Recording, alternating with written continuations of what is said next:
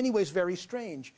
Maybe you could tell our audience about how you write an episode of Deadwood, how you settle in front of that screen.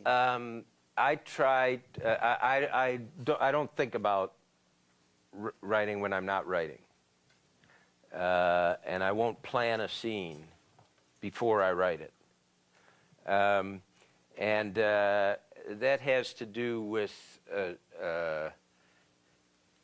I would hasten to add that the chemist Kekule. I think I tell the story in that piece about the guy who figured out the structure of the benzene ring, and he'd worked on it for 20 years, and then he had a dream. He saw a snake swallowing its tail. He said, "That's it. That's the structure of the benzene ring." So the next day they said to him, "Not bad. You go to sleep, you wake up, you got the patent on the benzene ring." He said, "Visions come to prepared spirits." And so that what I would propose is, I spent years and years and years. I remember I spent one useful period of 15 months writing the same 12 pages word for word every morning, word for word, because my wiring is a little iffy, and so having now come to a point in my life where I feel that at one level, I was getting ready to be able to work this way through all the period of time when I worked a different way. But now I don't plan the episodes, I don't plan the scenes, and yet I feel that these characters are. You've heard me say a few times, probably until some of you want to gouge your eyes out like they're grapes, that I believe that our sense of ourselves as separate from each other is an illusion, and in fact that we are organs of some larger organism which knows us, although we do not know it. And if that is the case, I regard myself as a vessel of whatever that larger organism is, or its instrument, rather than as the source of the scenes. So a lot of what I do is try to get out of the way.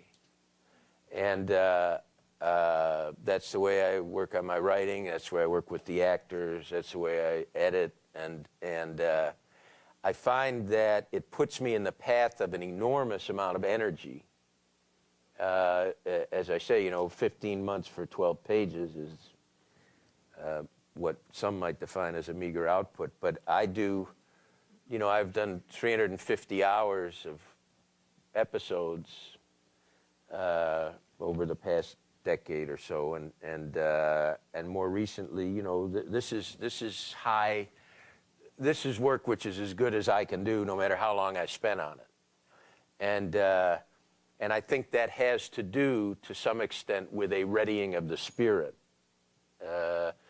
in humility to receive, rather than to regard myself as as generating it. Look, some of the details are interesting, David. I mean, in the New Yorker piece, Singer describes how you will go down and sit in front of a monitor, and someone is typing, and you don't write. You don't actually do the writing. No, because you do it through talking, right? I'm an obsessive compulsive, so if I can put my hands on anything, we're all in trouble. So, I have no phone, I have no watch, I don't know how to use a computer, because if I even use a pencil, come back and see me in 3 months, I'll be hanging upside down in gravity boots, because I think that when you're, the brain is very plastic, which is to say very malleable when you're very young. And I think if it gets shaken in certain ways, you're predisposed to certain neural incapacities, and you fall into repetitive patterns of behavior. It's called repetition compulsion. It's called a lot of things. Anyways, I find that I function most effectively when I sort of disembody myself, So I just lie there and I talk, and the words come up on the screen, and then I fix the words, but I never actually lay my hands on anything, and it certainly helped to diminish my pharmacological obligations.